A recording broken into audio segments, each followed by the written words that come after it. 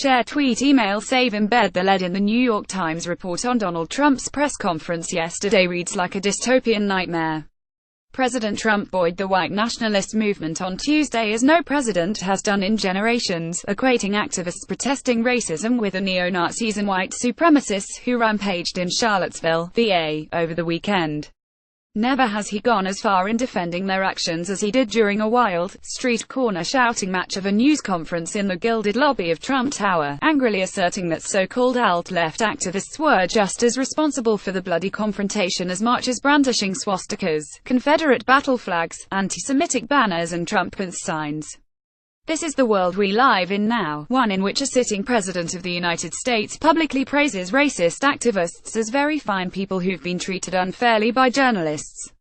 It's a moment of national shame, but it's also the basis for a challenge to Donald Trump's partisan allies. What exactly does the Republican Party intend to do with its president in the face of such a scandal? Steve Schmidt, a longtime GOP strategist, said on the show last night that this is a seminal moment for the party.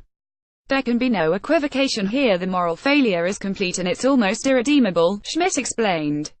The Republican leaders have to condemn the president for this false equivocation directly by name.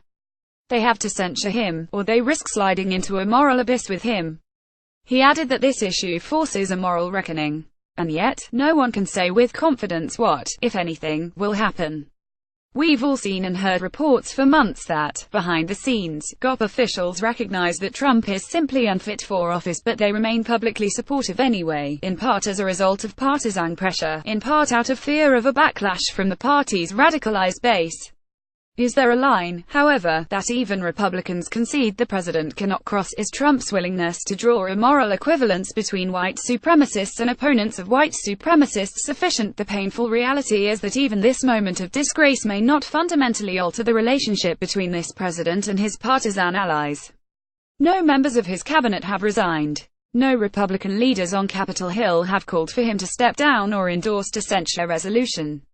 To be sure, plenty of GOP lawmakers have appeared outraged and issued statements to that effect, some criticizing Trump by name, many more choosing an indirect route. And while the hand-wringing is welcome, it's hardly unreasonable to wonder if the mild rebukes rise to the level of the moment. Looking ahead to the near future, the fear is Republicans will furrow their brow for a few days, wait for the news cycle to change direction, and return to working with the president on the party's far-right agenda. When asked, GOP officials will no doubt say how disappointed they are that he came to the defense of racist radicals, but it's just as likely they'll shrink when asked about a congressional censure resolution. Donald J. Trump has already confronted and failed his test of moral leadership. Now it's Republican leaders' turn.